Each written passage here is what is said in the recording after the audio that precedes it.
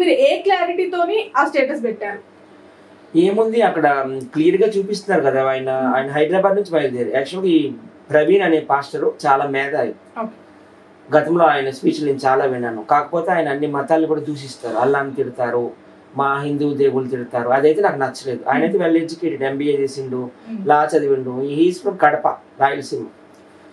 చాలా బిజినెస్లు చేసాడు, అన్నీ అయినాయి. అయిన తర్వాత ఇప్పుడు ఆయన క్రిస్టియన్ అయితే వాళ్ళ దేవుడి కోసం చెప్పుకోవాలి, వాళ్ళ వాక్యం ప్రజల్లోకి వెళ్ళేటట్టు చేసుకోవాలి.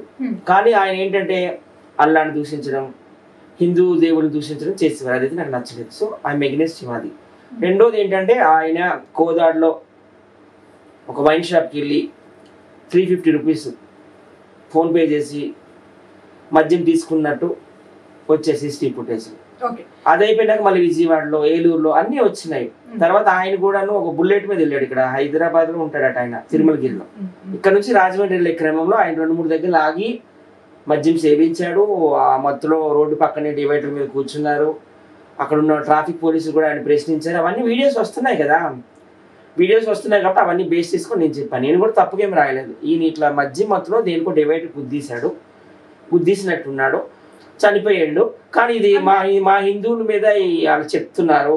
హిందువులు అయితే అసలు పట్టించుకోరు ఇలాంటి విషయాలు ఏవి కూడా.